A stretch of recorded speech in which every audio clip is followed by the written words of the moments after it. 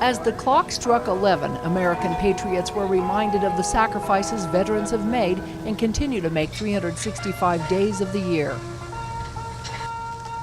The American flag, Utah State and POW MIA flags were raised high in honor of all veterans, some who made it home and some who did not.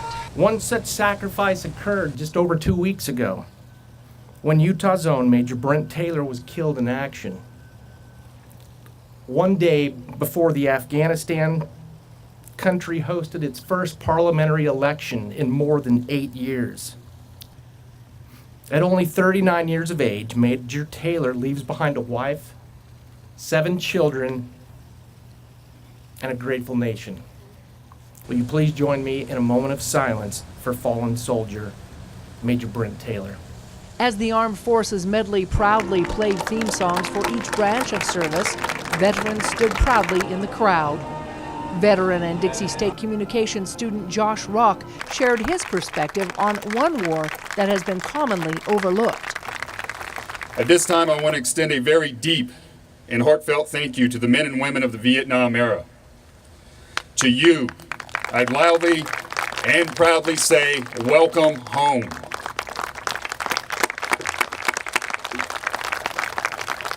You served this nation during extraordinary times and under extraordinary circumstances. May we never forget the courage your generation showed by speaking truth to power. My prayer is that you recognize the important role you still play in shaping this nation's future leaders by the experiences you have lived through. Just as diverse as our landscapes and communities across the world, so are our veterans. But they also hold a familiar common thread. See, in Canada, Australia, and even Great Britain, they celebrate Veterans Day. While they may call it Remembrance Day, it's still the same.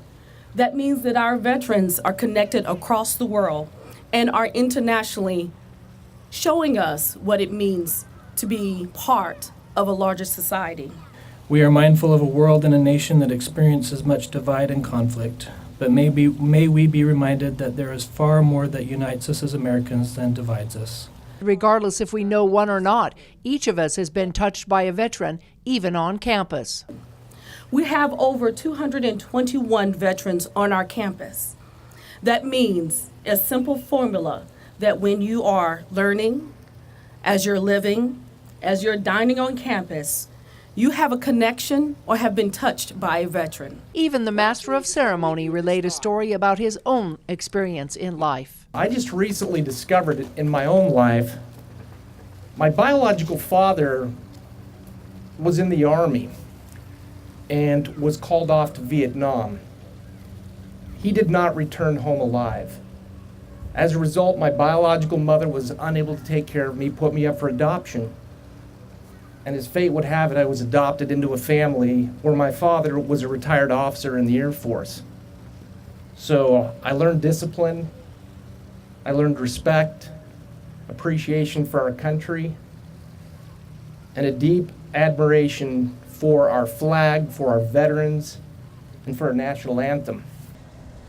And the home of the brave.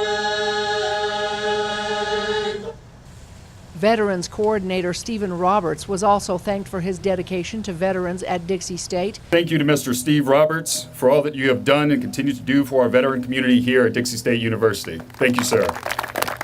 He has helped dozens of veteran students, like Drew Hamilton, who is in the U.S. Navy Reserve as a gunner's mate. I think that it's very important to honor the veterans. A lot of them go out and never come back, and everybody who takes that oath to be in the military understands that and is willing to give up their lives for their family and their fellow countrymen, and I think that's very important to remember that there's a lot of sacrifice that goes in with being a member of the military. Hamilton is carrying on his family tradition. Most of the people in my family did come home, and this is a great country. We have our freedoms because of our forefathers and our own blood relatives, and it's our job to make sure we keep those freedoms and for everybody, regardless of what they believe in. At the end of the ceremony, it was time to cut the U.S. Marine Corps cake in celebration of its 242nd birthday. The oldest Marine served the youngest Marine first, showing that all veterans are equal on this day. From Dixie State University, Melissa Anderson, Community Education News.